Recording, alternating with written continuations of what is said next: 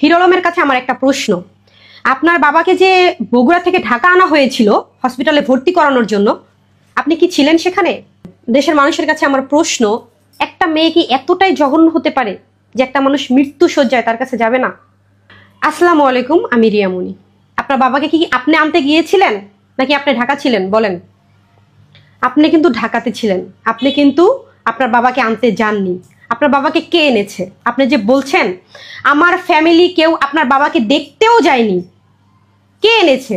আপনার বাবাকে বগুড়া থেকে ঢাকা কে এনেছে? লোকটা কে ছিল বলেন?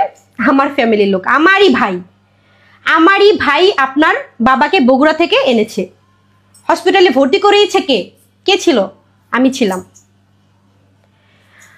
আসলে একটা কথা কি, আমাদের দেশের মানুষ তো ইমোশনাল খুব, বা সব সব পুরুষের, সকল পুরুষের ইমোশনাল জায়গায় আপনি হাত দিয়েছেন।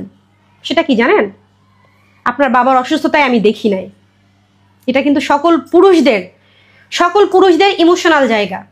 আপনি খুব চালাক মানুষ, সেটা বলতেই হবে যে আপনি খুবই চালাক। কেননা কোন জায়গায় কিভাবে কাকে দমন করতে হবে সেটা আপনি খুব ভালোভাবে জানেন। ঠিক আছে, মানে আপনি একটা অজুহাত পেয়ে গেলেন যে আমি আপনার বাবাকে দেখতে যাইনি।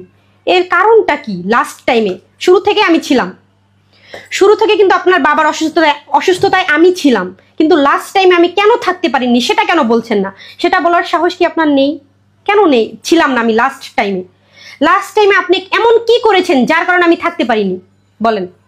এই প্রশ্ন আপনার কাছে আমার। আপনি কি এমন কাজ করেছেন যার কারণে আমি লাস্ট পর্যন্ত আপনার বাবার পাশে থাকতে পারিনি? আপনার কারণেই। এই যে মানুষ, আচ্ছা আপনারাই বলেন,